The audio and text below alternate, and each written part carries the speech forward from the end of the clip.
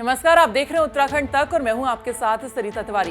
Cricket association of Uttarakhand के सचिव महिम वर्मा, प्रवक्ता इसके संजय गोसाई, साथ ही वीडियो एनालिस्ट पीयूष रघुवंशी और सीनियर पुरुष क्रिकेट टीम के कोच मनीष झा सहित 7 के खिलाफ देहरादून के वसंत विहार थाने में मुकदमा दर्ज किया गया है। इन पर क्रिकेटर आरिस सेठी की पिटाई करने और साथ साथ जान से मारने की धमकी देने और 10 लाख रुपए मांगने का आरोप है और ये मुकदमा एसएसपी जरमजे खंडूरी के निर्देश पर दर्ज किया गया है। आइए अब आपको बताते हैं कि दरअसल ये पूरा मामला क्या कुछ है। दरअसल जिन्होंने एफआईआर की है वो है क्रिकेटर आरिस सेठी के पिता वीरेंद्र सेठी। वीरेंद्र सेठी ने हमें बताया कि दिसंबर 2021 में क्रिकेट टीम के कोच मनीष झा ने उनके बेटे आरिस सेठी के साथ मारपीट की, गाली गलौज की और साथ ही माफियाओं से मरवाने की धमकी दी और 10 लाख की मांग की।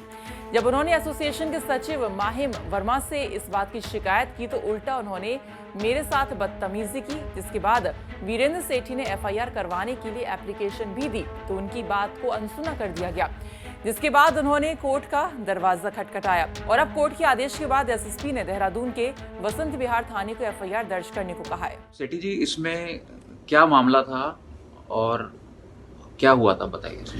ये 6 महीने पहले 11 तारीख को मेरे बेटे के साथ वो फर्स्ट क्लास क्रिकेट खेलने गया था और उसके साथ इन्होंने मारपिटाई करी और इन्हें इस गाली गलौज करी और माफियाओं की धमकी दी।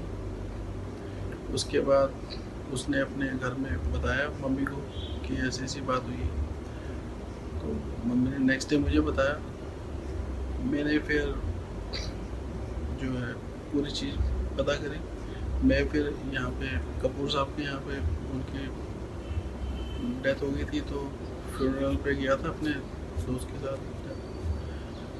वहाँ पे मेरे को महिम मिला। मैंने उसे बोला कि भैया ये सब क्या हो रहा है, मेरे बेटे को मार पीट रहे हैं और धमकियाँ दे रहे हैं जान से मारने। ये ब्रजेश सिंह का तुम्हारा जो वो है दोस्त है ब्रजेश सिंह का, वो कह रहा है कि गोली मरवा दूंगा। ये सब चीज़ें हो रही हैं तो आप इस पर कुछ करिए। कह रहे हैं छोटी मोटी बातें होती रहती हैं, तुम 10 लाख रुपए दे दो, मैं सेटल कर लूँगा सारी चीज़ें। और क्या बोलते हैं, सारी टीम है हमारी, संजय गोसाई, पारुल, सत्यम, सारे लोग इनके हमारे साथ सब सेटल हो जाएगा, आप ये चीज़ कर दो। मैंने कहा इसीलिए 3 साल से आपने मेरे बेटे को जो है बेंच पे बिठा रखा है।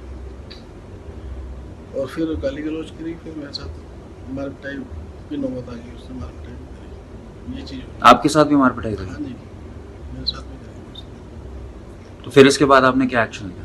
फिर मैंने एफआईआर करी।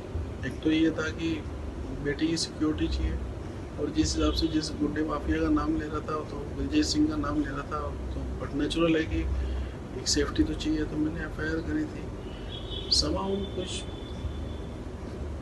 या तो उसे लाइटली लिया गया, नहीं हो पाई डिपार्टमेंट में, कुछ बात हुई होगी। Then I move to the court से फिर ऑर्डर आए। ऑर्डर आने के बाद फिर इस मैटर को सीरियसली लिया गया और इस पे एफआईआर करेगी इन सभी आरोपियों के खिलाफ। तो अब एफआईआर दर्ज हो गई है, तो इसके बाद अब आपका अगला कदम क्या होगा? मेरा अगला कदम यही है कि न्याय मिलना चाहिए।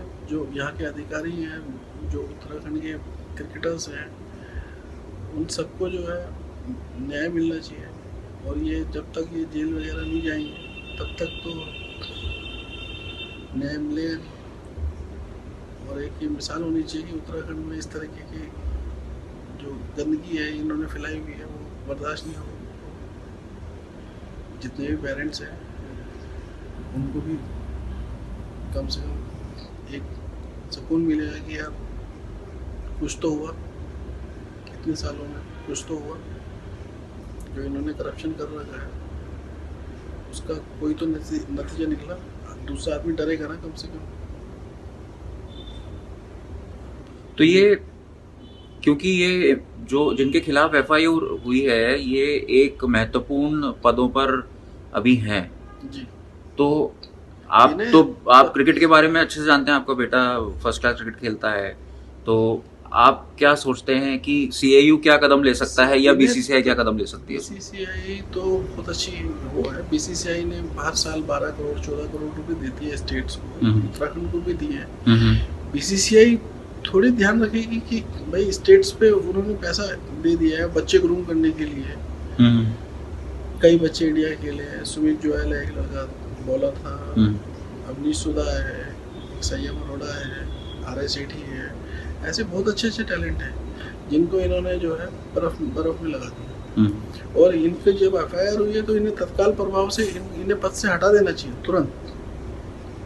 इन्हें किसी भी पद पे नहीं रहना चाहिए जिनके खिलाफ एफआईआर हुई है, क्योंकि जांच में तो वो बाधा उत्पन्न करेंगे।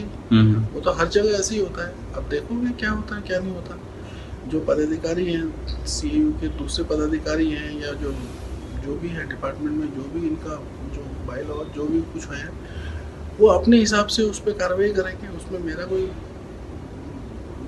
वो नहीं है। जो आपका उत्तराखंड तक चैनल है ये बहुत ही अच्छा चैनल है। इसके माध्यम से हमने अपनी बात को जो है रखा और जो है बाकी चैनल्स ने भी जो है उत्तराखंड चैनल को देखते हुए जो है इस जो भी चीज़ें हुई है या उत्तराखंड में जो भी क्रिकेट में जो भी चीज़ हो रही है उस चीज़ को उजागर किया है।